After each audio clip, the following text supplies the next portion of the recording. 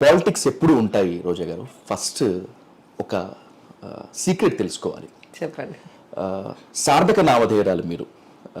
రోజా అంటే ఎలా అయితే విరబూస్తూ ఉంటుందో మీరు ఎప్పుడూ కూడా నవ్వుతూ ఉంటారు, మీ చుట్టుపక్కల ఉండేటువంటి వాళ్ళతో కూడా ఆహ్లాదంగా ఉంటారు.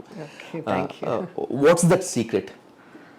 ఏమో మరి, మనసు ప్రశాంతంగా ఉంటే ఫేస్ కూడా రిఫ్లెక్ట్ అవుతుంది అంటారు.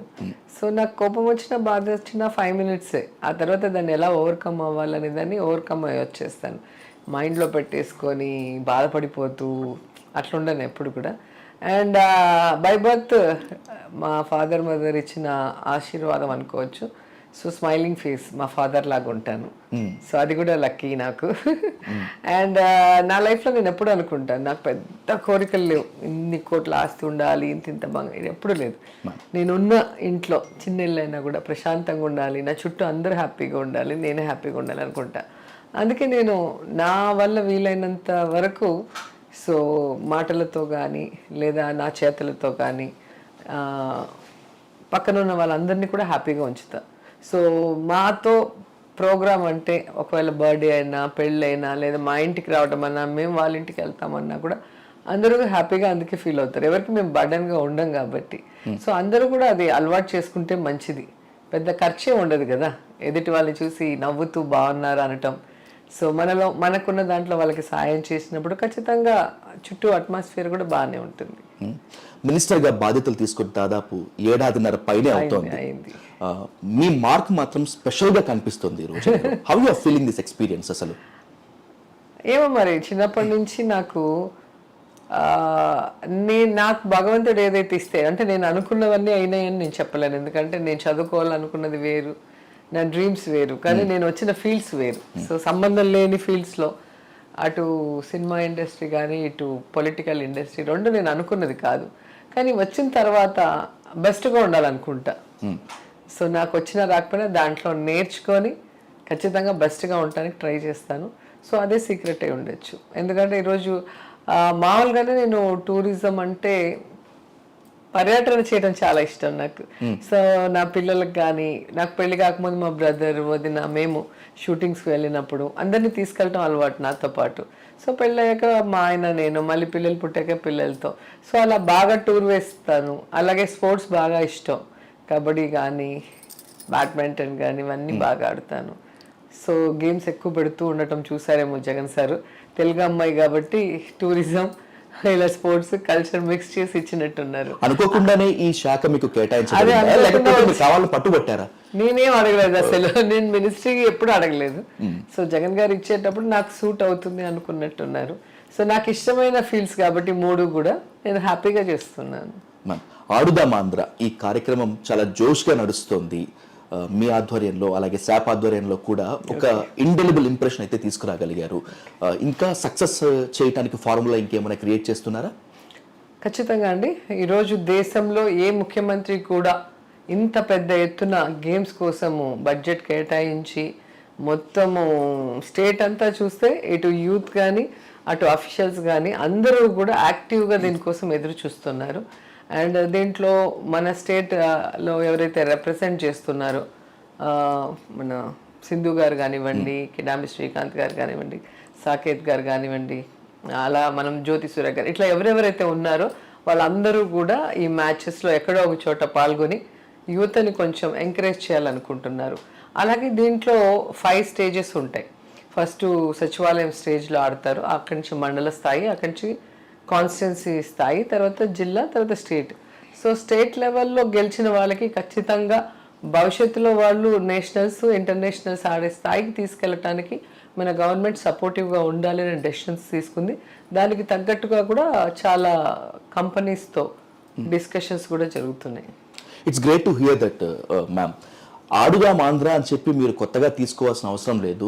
దాదాపు 4 ఏళ్ల నుంచి వీళ్ళు ఆంధ్రప్రదేశ్ ప్రజలతో ఆడుతూనే ఉన్నారు అంటూ ఏపీ బీజేపీ చీఫ్ పురంధేశ్వరి గారి దగ్గర నుంచి పెట్టారు. అంటే పురంధేశ్వరి గారి కడుపు మంట ఎంత స్పష్టంగా అర్థమవుతుందో మనం చూస్తున్నాం. ఆవిడకి అదేంటో కానీ చంద్రబాబు నాయుడికి నెగటివ్ అవుతుంది, జగనన్నకి పాజిటివ్ అవుతుంది. జగన్ గారు చేసే ఏ కార్యక్రమం అయినా అంటే దాన్ని నెగటివ్ చేయడానికి ఆమె ప్రెస్ మీట్ పెడుతుంది. అదే చంద్రబాబు నాయుడు అరెస్ట్ అయినా ఆయన చేసిన తప్పుల మీద ఏదైనా ఎంక్వైరీలు ఇస్తే నో కామెంట్ అంటుంది. దాన్ని బట్టి ప్రజలు అర్థం చేసుకోవాలి. ఈరోజు ఈ ఆంధ్రప్రదేశ్తో ఆడుకున్నది చంద్రబాబు నాయుడు. దీన్ని ముక్కలు చెక్కలు చేసి ఆనందంగా ఉన్న ఆంధ్రప్రదేశ్ని 2 ముక్కలు చేసి, ఆ ఒక ముక్కని సీనియారిటీ ఉంది నాకే ఇస్తే నేను బాగా చూసుకుంటానని నమ్మించి మోసం చేసి ఈరోజు ఎన్ని స్కాముల్లో ఆయన ఇరుక్కున్నారో మనం చూసాం.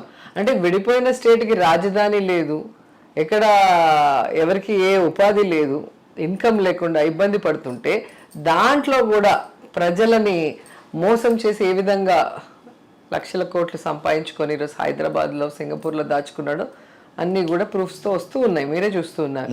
సో అలాంటి వ్యక్తి గురించి మాట్లాడాలి అంటే నో కామెంట్ అంటుంది.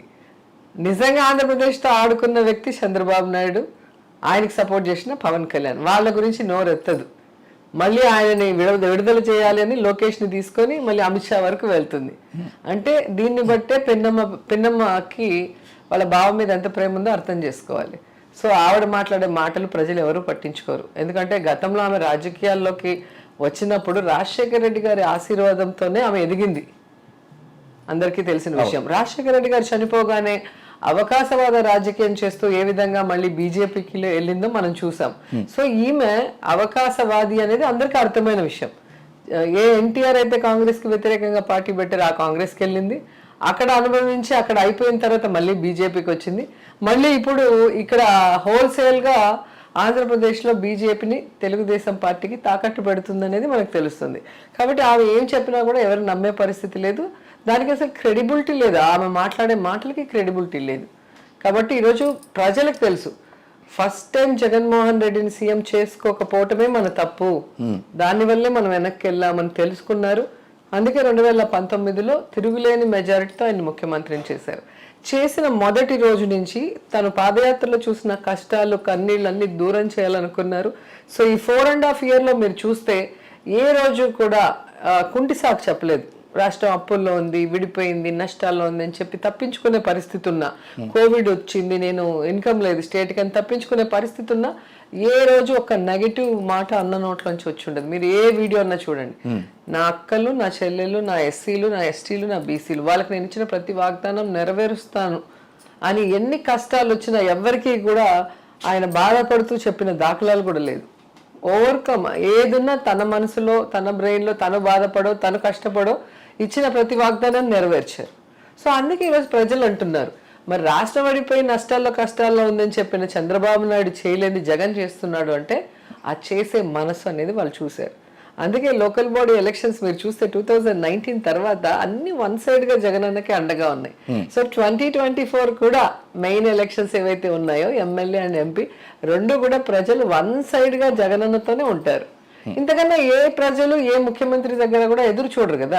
ఒకటి, వాడికి ఇల్లు లేకపోతే ఇల్లు కావాలి, వాళ్ళ పిల్లలకి మంచి చదువు ఉండాలి, వాళ్ళ కుటుంబానికి మంచి ఆరోగ్యం కావాలి, ఇంతకన్నా ఏం కావాలి? వీటితో పాటు ఫైనాన్షియల్ అసిస్టెన్స్, ఆసరా, చేయూత, అమ్మఒడి, రైతు భరోసా ఇవన్నీ ఎక్స్ట్రా యాడెడ్ కదా. సంక్షేమ పథకాలు మొత్తం మీ పార్టీకి ప్లస్, ఏది కూడా మీకు దూరంగా వెళ్ళాలని అవసరం లేదు. ఇప్పుడు గతంలో మీకు ఒక పెన్షన్ ఇవ్వాలి అంటే ఎన్ని కష్టాలు పడాలో మీకు తెలుసు. ఆ వచ్చిన పెన్షన్ తీసుకోవడానికి ఎవ్రీ మంత్ ఆ పెన్షన్ ఖర్చు అయ్యేంత డబ్బుతో తిరగాలి. ఈరోజు ఆ బాధ లేదు. నీకు ఒక వెల్ఫేర్ కావాలంటే నువ్వు ఒక ఫోన్ కొడితే నీ వాలంటీర్ నీ ఇంటి ముందుకు వచ్చి నించుంటాడు. నీకు ఒక సర్టిఫికేట్ కావాలంటే వాలంటీర్ వచ్చి ఫ్రీగా ఇస్తున్నాడు. నీకు ఒక హెల్త్ ప్రాబ్లం అంటే ఆరోగ్య సురక్ష ఫ్యామిలీ డాక్టర్ కాన్సెప్ట్తో నీ చేయబట్టి నడిపిస్తున్నారు. సో నీకు ఏ ఖర్చు లేకుండా, ఏ శ్రమ లేకుండా నువ్వు ఎలిజిబిలిటీ అయితే చాలు నీ ఇంటి దగ్గరికి వస్తున్నాయి.